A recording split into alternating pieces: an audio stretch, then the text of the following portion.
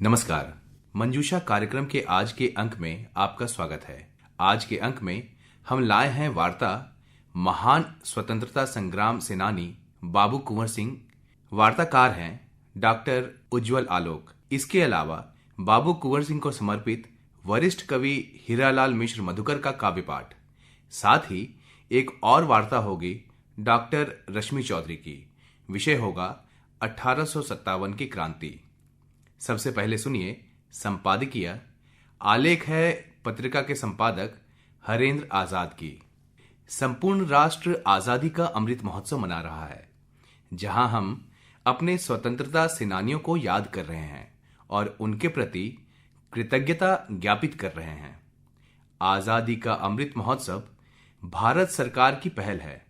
इसमें हम आजादी के 75 साल को समग्रता में देख रहे हैं।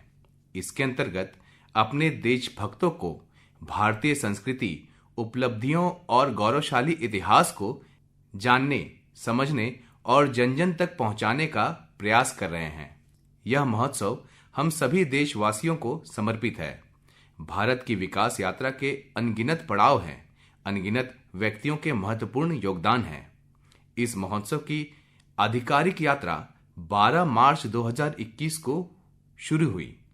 भारत की 75वीं वर्षगांठ को 75 सप्ताह यानी 15 अगस्त 2023 तक अनवरत मनाया जाएगा। इसके प्रमुख विषय हैं स्वतंत्रता की ऊर्जा का अमृत, स्वतंत्रता संग्राम के योद्धाओं की प्रेरणा का अमृत, नए विचारों और प्रतिभाओं का अमृत और आत्मनिर्भरता का अमृत। निश्चय ही यह महोत्सव राष्ट्र जागरण का पर्व है। श्रोताओं, आज बाबू कुंवर सिंह की पुण्यतिथि है। हमारे पत्रिका कार्यक्रम मंजूषा के पहले पृष्ठ पर है डॉक्टर उज्जवल आलोक की वार्ता महान स्वतंत्रता संग्राम सेनानी बाबू कुंवर सिंह।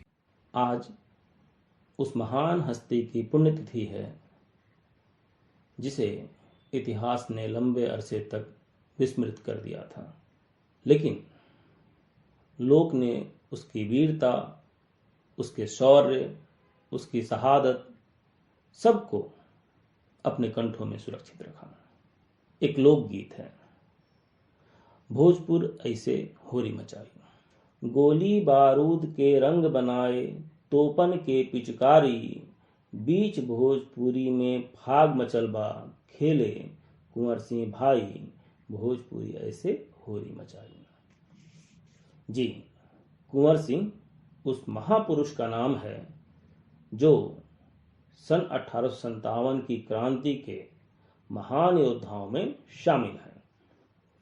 80 वर्षीय योद्धा, राष्ट्र के महानायक बाबू वीर कुंवर सिंह ने 1857 की क्रांति में अंग्रेजों के खिलाफ कई लड़ाइयां लड़ी।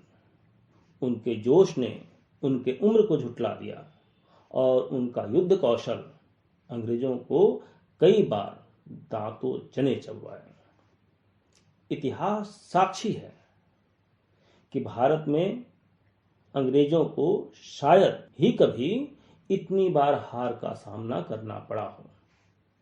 उनकी वीरता को देखते हुए लोक ने उन्हें तेगवा बहादुर की उपाधि दी। एक लोकगीत है, बाबू कुंवर सिंह तेगवा बहादुर आरा में धूम मचाई रे, मुट्ठी भर सेना लेके कुंवर सिंह फिरंगिया पर छाया गिराई रे, कप्तान लिखे मित्र कुंवर सिंह आरा के सुबह बनाई रे, बाबू कुंवर सिंह देले सनेसवा मोसे ना चले चतुराई रे, जब तक रही रकतवा में बूंद मारग न ई दिखलाई रे। कुंवर सिंह के सामने कभी अंग्रेजों की चतुराई न चली। 18 जून 1857 की एक घटना है। बिहार के कमिश्नर थे विलियम टाइलर। उन्होंने कुछ नेताओं को देश की स्थिति पर बात करने के लिए भोज पर आमंत्रित किया। इस भोज में कुंवर सिंह भी आमंत्रित थे, लेकिन उन्होंने बीमारी का बहाना किया और भोज में जाने से मना कर दिया। जो नेता वहां गए उनमें कुछ को बंदी बनाया गया और कुछ को फांसी दे दी गई। यह एक ऐसी घटना है जहां से कुंवर सिंह से वीर कुंवर सिंह के रूप में बदल गए। इधर दूसरी ओर पटना में जुलाई 1857 में पीर अली को अंग्रेजों ने फांसी दे दी। पीर अली की शहादत के बाद 25 जुलाई को दानापुर की देसी पलटनों ने स्वाधीनता की घोषणा कर दी। देसी पलटनें जगदीशपुर की ओर बढ़ी और कुंवर सिंह से नेतृत्व का आग्रह किया। अपनी वृद्धावस्था में भी उन्होंने शस्त्र उठाकर उस सेना का नेतृत्व करना स्वीकार किया और वे अपनी उस सेना के साथ आरा पहुंचे।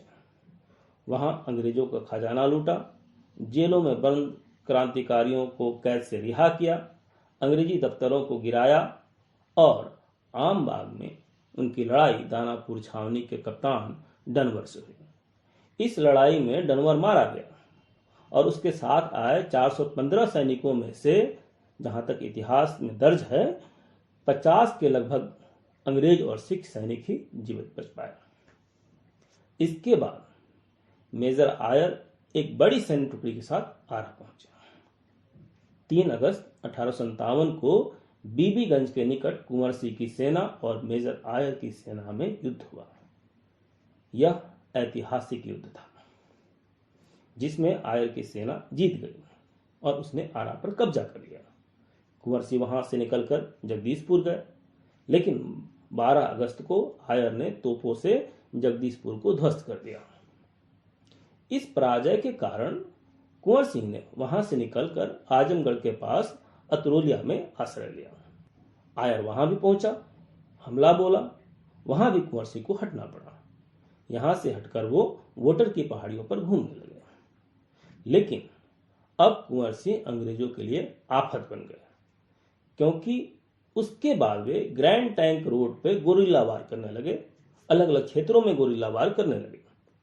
अंग्रेजों को यह भय रहता कि वे कब, कहां और किस तरह से हमला करेंगे। कुंवर सिंह ने अपनी लड़ाई की योजना भी इस बीच बदली और पश्चिम की ओर बढ़ गए। अपने 5000 सैनिकों के साथ अपने एक रिश्तेदार रेवा नरेश के यहाँ पहुंचे, लेकिन रेवा नरेश अंग्रेजों से मिल गए। जब तक कुछ कर पाते, जनता ने रेवा नरेश के खिलाफ कुंवर सिंह का समर्थन किया। रेवा नरेश को वहां से छोड़कर अंग्रेजों की शरण लेनी पड़ी।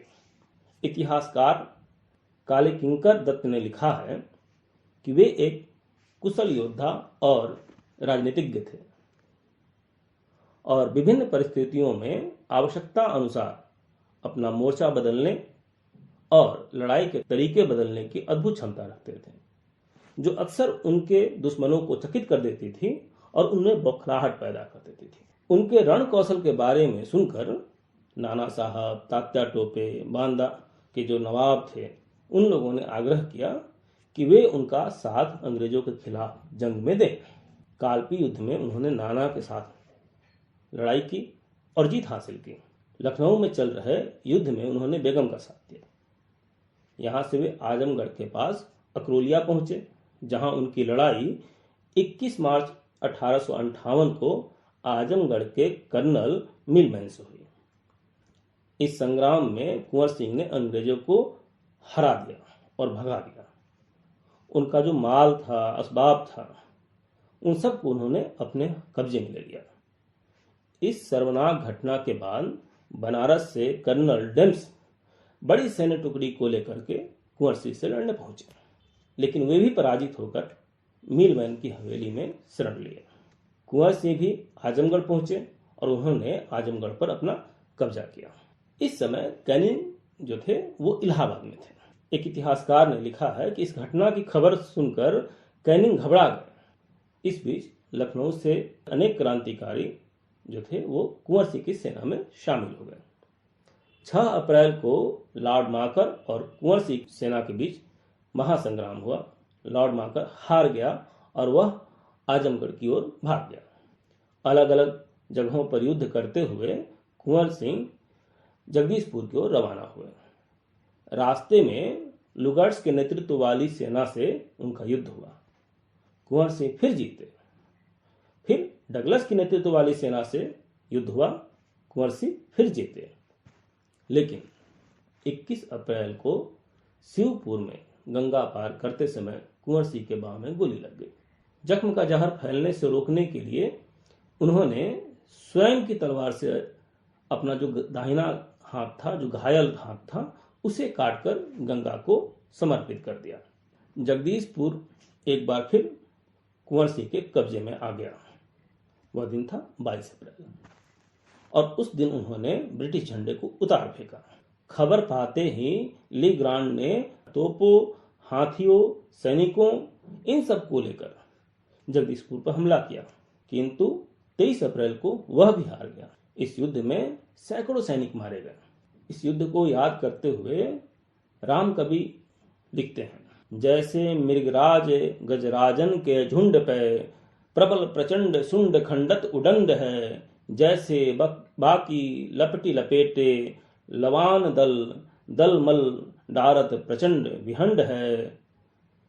कहे राम कवि जैसे गरुणन गरब गही, अहि कुल दंडी दंडी मेटत घमंड है, तैसे ही कुंवर सिंह कीर्ति अमर मंडी, फौज फिरंगानी की करिसु खंड खंड है।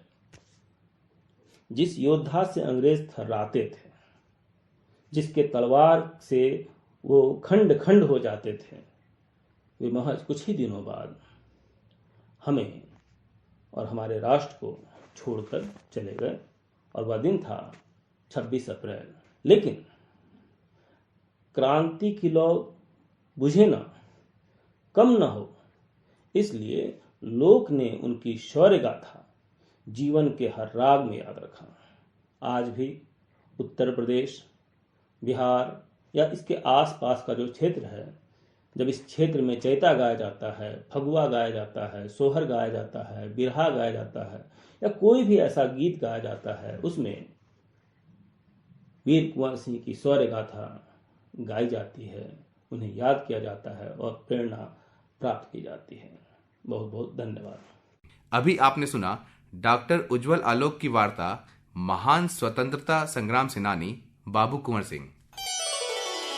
पत्रिका के अगले पृष्ठ पर हम आपको सुनवा रहे हैं वरिष्ठ कवि हीरालाल मिश्र मधुकर का काव्य पाठ, जो कि समर्पित है बाबू कुंवर सिंह को। आकाशवाणी के मेरे प्रिय श्रोताओं, आप सबका हार्दिक अभिनंदन। मैं एक मुक्तक आप सबको देता हूं कि देश के इतिहास का प्रतिमान वंदे मातरम, सभ्यता और संस्कृति की शान वंदे मातरम, काट दो या कि मुझे जिंदा जला दो आग में, काट दो या कि मुझे जिंदा जला दो आग में, हर घड़ी गाएगा मेरा प्राण वंदे मातरम, हर घड़ी गाएगा मेरा प्राण वंदे मातरम। मित्रों, आज वीर कुंवर सिंह की पुण्यतिथि है। मैं इस अवसर पर चंद पंक्तियां उनको समर्पित कर रहा हूं। आइए सुनते हैं वीर कुंवर सिंह के संदर्भ में। देता है इतिहास गवाही वीरों के बलिदान की, धधक रही है आग आज भी कुंवर सिंह के प्राण की। जब भारत मां की धड़कन पर अंग्रेजों का पहरा था, 1857 का गदर देश में गहरा था। लोग झुंड के झुंड बांध के तोप से मारे जाते थे, जिनका कुछ अपराध नहीं वे भी संहारे जाते थे। देख जुल्म लग गई आग जिन्हें मरने की ठान लिया, 80 साल के कुंवर सिंह ने गोरों को पहचान लिया।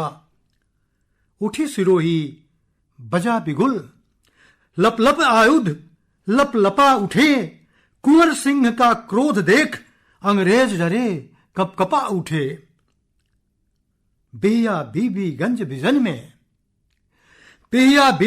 बिजन में छिड़ी जंग घमसान की, देता है इतिहास गवाही वीरों के बलिदान की।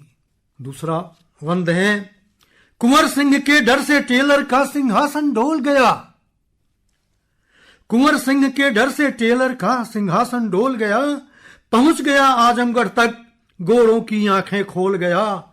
तात्या टोपे मंगल पांडे अपनी जिद पर अड़े रहे, जहां कहीं थे वहीं सभी अर की छाती पर चढ़े रहे। टूट गिरे मुल्काएं टूटे, बादल फाटे फट जाए, होने दो आज समर भीषण धरती लाशों से पट जाए। काल समर में खड़ा निहारे, रुतबा वीर जवान की, देता है इतिहास गवाही, वीरों के बलिदान की धधक रही है आग आज भी कुंवर सिंह के प्राण की, देता है इतिहास गवाही, वीरों के बलिदान की। आजादी के महासमर में डेम्स मरा, मिलमैन मरा, डगलस की सेना के सिर पर कुंवर सिंह ने वर्ष धरा। त्राहि त्राहि मच गया जिधर भी गई राजपूती टोली। हाय उसी क्षण लगी बाह में आके एक औचक गोली। एक हाथ से वीर कुंवर ने भारत मां को प्रणाम किया। एक हाथ से ली ग्रैंड का रण में काम तमाम किया। एक हाथ से चोम तिरंगा नभ की ओर उछाल दिया। बिछट भुजा को काट के पल में गंगा जी में डाल दिया। कभी न झुकने दिया पताका रण में हिंदुस्तान की, देता है इतिहास गवाही, वीरों हिंदुस्तान की। कब सिंह झुका सिंगालों से, महावीर वीर कुंवर सिंह गजराज की तरह अटल थे और फिरंगियों को, गोरी सेना को इस प्रकार कुचल रहे थे जैसे किसान खलिहान में फसल काट के गांज रहा हो। कब सिंह झुका श्रृंगालों से, गजराज झुका कब स्वानों से, और शीश कहां साबूत बचा जब निकला खड्ग मियानों से। नवनीत नहीं जल में डूबे, चाहे शतकोट प्रयास करो, पृथ्वी पर वीर कुंवर सिंह सा न सूर्य तपा विश्वास करो। वह समर शिरोमण काल जयी उन्नायक पुण्य प्रणेता था। जब तक थी तन में सांस पूत भारत का विश्व विजेता था। वीर कुंवर सिंह के जौहर की गाथा गाए जाएगी। जब तक धरती सागर अंबर तब तक पुरुआ लहराएगी। वीर कुंवर सिंह के जौहर की गाथा गाई जाएगी। मान बढ़ा के गया सदा के लिए देश के शान की, देता है इतिहास गवाही, वीरों के बलिदान की, देता है इतिहास गवाही, कुंवर सिंह के शान की। अभी काव्य पाठ सुना रहे थे कवि हीरालाल मिश्र मधुकर। पत्रिका के अंतिम पृष्ठ पर हम आपको सुनवा रहे हैं डॉक्टर रश्मि चौधरी की वार्ता। विषय है 1857 की क्रांति। भारतीय इतिहास में 1857 सिर्फ एक तिथि ही नहीं बल्कि देसी शासकों और नवाबों के साथ ही हिंदुस्तान की जनता के उपनिवेशवाद और साम्राज्यवाद के खिलाफ ऐतिहासिक संघर्ष का एक महत्वपूर्ण काल भी है। इसलिए आधुनिक भारत के निर्माण में भी इस वर्ष की महत्वपूर्ण भूमिका रही है। चाहे वह देश का भूगोल हो अथवा समाज का, राजनीति का हो या साहित्य का, 1857 ने लगभग सभी क्षेत्रों का भविष्य तय किया है। 1857 का वर्ष हिंदुस्तान के इतिहास में एक ऐसा ही बलबला था जिसने जनता को अपनी गुलामी से मुक्ति का रास्ता अपने त्याग और बलिदान के रूप में दिखाया था। जब देशभक्त स्वतंत्रता का पौधा अपने खून से सींचते हैं तब जाकर खिलता है आजादी का फूल और पूरे देश की आवाम एक दूसरे का हाथ थामे निकल पड़ते हैं तो एक ऐसी आंधी उठती है जो धरती के कोने कोने में फैल जाती है। तब सियासत की चूलें भी हिल जाती हैं। आज से 165 वर्ष पहले इस संघर्ष ने एक ऐसा ही रूप दिखाया था। आखिर क्या वजह थी जिसके कारण देश की जनता अंग्रेजी हुकूमत के खिलाफ एक होकर उनके शोषण, दमन और अत्याचार से मुक्त राष्ट्र का सपना देखती है? अगर हम 1857 के संघर्ष की परिघटनाओं को बारीकी से देखते हैं तो मुझे लगता है कि इस विद्रोह के आरंभ होने के कारणों में एक महत्वपूर्ण कारण बंगाल आर्मी थी, जिसमें अधिकांश सिपाही उत्तर प्रदेश और बिहार के जवान थे। जो देश के अंदर रहकर लोगों को सुरक्षा प्रदान करते थे, और बम्बई प्रेसिडेंसी और मद्रास प्रेसिडेंसी की पलटनें देश के बाहर की परिस्थितियों के लिए भेजी जाती थी। लेकिन लॉर्ड कैनिंग ने कानून बनाकर बंगाल आर्मी के पलटन को भी बाहर ले जाने की मंजूरी ले ली, जिससे सिपाहियों में बहुत ही रंज था। साथ ही उस समय आर्मी में दो तरह के सिपाही होते थे, एक पैदल और दूसरे घुड़सवार सिपाही।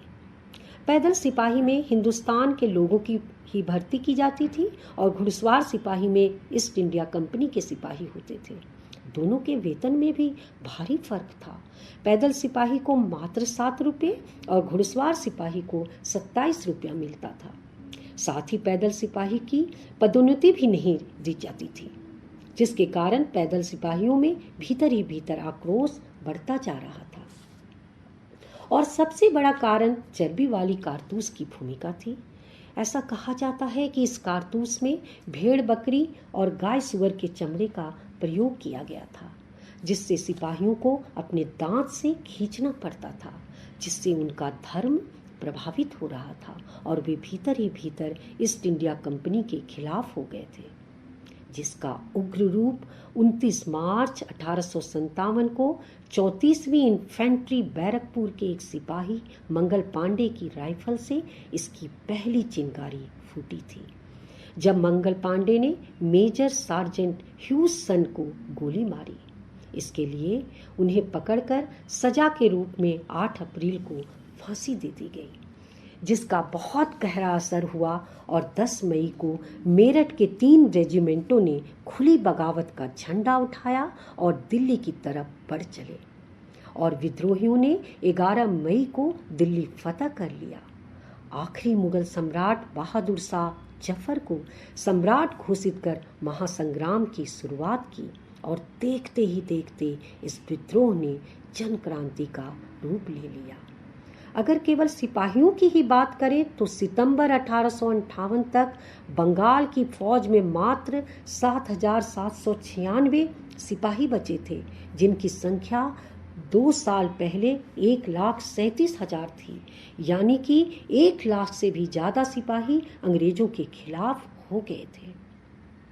इस विद्रोह का केंद्र बना दिल्ली, उत्तर प्रदेश, जिसमें बनारस, जौनपुर, आजमगढ़, मिर्जापुर और गाजीपुर के जनपद, बिहार और मध्य भारत। लेकिन इसकी लपट हिंदुस्तान के दूर दराज के इलाकों में औरंगाबाद से जलपाईगुड़ी, जोरहट से संबलपुर और कोल्हापुर से ढाका तक फैल गई।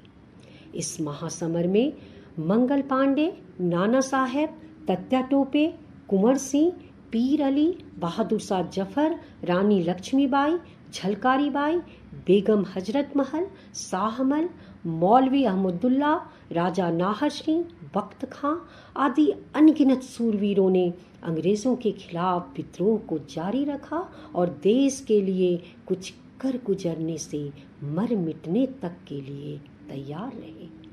और इसी का परिणाम था कि दिल्ली 11 मई से 21 सितंबर 1857 तक हिंदुस्तानियों के कब्जे में रही, और यहीं से हमें भारतीय राष्ट्रवाद की परिणति दिखाई पड़ने लगी।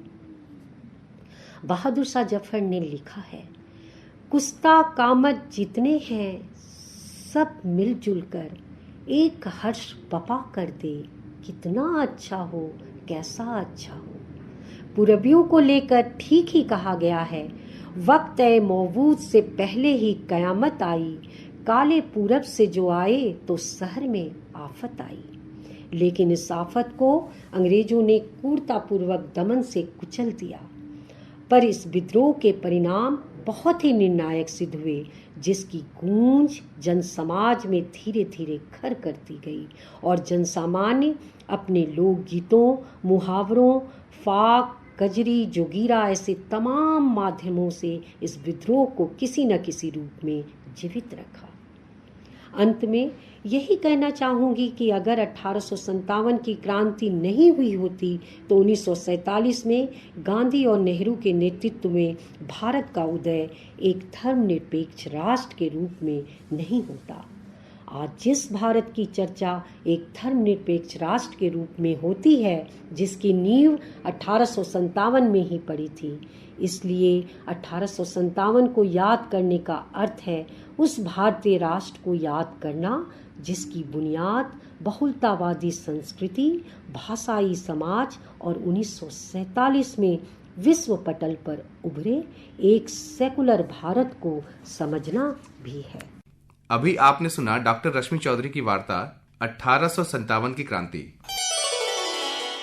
मंजूषा पत्रिका का यह अंक आपको कैसा लगा? अपने पत्रों और मेल के माध्यम से हमें जरूर बताइएगा।